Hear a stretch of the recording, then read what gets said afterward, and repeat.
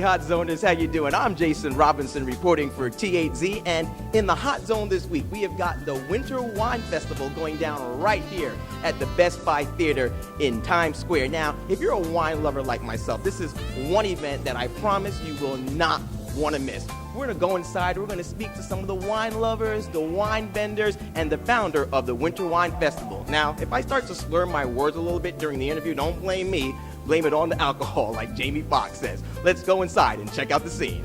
How you doing, Sam? I'm doing great. Thanks for being here. It's great to have you guys on site. Well, thanks for inviting us down. This is an event that I could not miss, so I appreciate being here. Well, we're flattered, and it's a lot of fun. We're in our 5th year. We have 270 wines. We promised 250, and we over-delivered a little bit, which I'm happy about. And we have some amazing food. We've mixed up the menu this year. And we have Brian Simpson live on stage doing some awesome live jazz and blues. Wow. So how many years have you been doing this in total, Sam? I think it's 10 years now. We started doing wine events in conjunction with CD 101.9, the smooth jazz station, which was here in New York for, 20-something years. And we, found that our jazz audience loved the wine events, and they grew and they grew. And one thing led to another. We do them here in New York City, or we do a number in New Jersey as well, which are attended by people from both New Jersey and from New York. And they always involve great wine, great food, and great live music.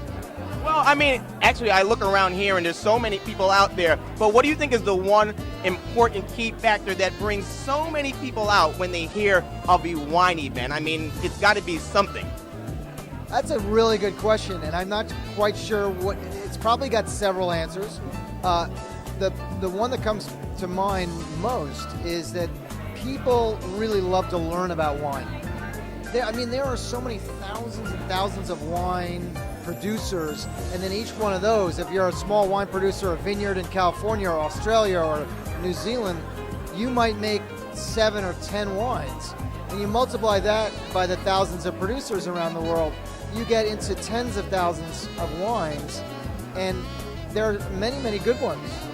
And one of the things that people like to do is they like to learn about wine so they understand it better, so that they can go to a restaurant and feel like, wow, I just ordered a great bottle of wine and it's really satisfying. Or the other thing too is that they love to find values.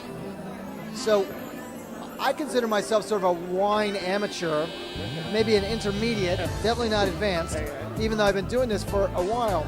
And one of the things I love to do is find wines that cost maybe $15 or $20 or $25 that drink like a $50 or $100 or $150 bottle of wine. Right. And it's so much fun, it's so satisfying, and it's so interesting going down the path to find them. And you get to taste some great wine and drink some great wine. We show this bottle here? Yeah, sure. Okay, so this is Uproot wine right here. What's the reception that you've been getting from people in terms of how they like Uproot wine so far? Well, people love the wines, and not only do they love the wines, they love the labels. So we have our flavor palette, so each wine that we make, they're all different.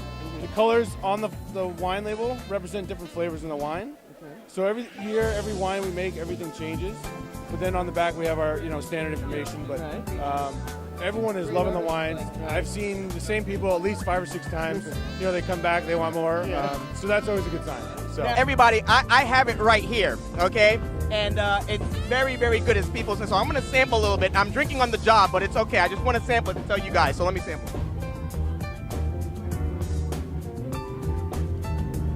Yeah. That works, ladies and gentlemen. That's really, really good. What have people said about your wine so far? Have they really liked it? They like it. They are very surprised because the Portuguese wine is not so very... they don't know Portuguese wine, so it's a big surprise for him. And where can people find this wine if they're looking to purchase it? So they can buy here in the city. Vintry is one of the liquor stores. Okay. But you can find in our website, nlcwines.com. Okay. And you can find all the places that these wines are available. Oh, well, thank you very much, Louise. This is fantastic. And I think I'm going to have a little bit more before I go this time. So can I have a little more? I'm sorry I'm being a little greedy, but try this. That's some good stuff. Good. So it seems like you all loved tonight's event. What was your most favorite part about tonight's event? Just being able to try all the wines. They're all really good. And what was your favorite wine for tonight? Oh, I don't know the name of it, but it was a nice buttery white wine. And in terms of wines, what's your favorite kind of wine? Is it like a sweet or is it a dry? I usually go for the boldest red I can. So that's my game plan for tonight. Right. It was good. Now, so what is it about wine events like this and wine in general that you love to come out and participate in? You get to try so many different things, so it's fun to be able to try all the different kinds and see the different regions and what they offer. And thanks to Sam Kimball, the founder of the Wine Festival, for joining me in the Hot Zone this week. We had such an amazing time, and as you can see, so many people did. The wine was great, the music was great, the whole event was fantastic. I'm Jason Robinson reporting for THC.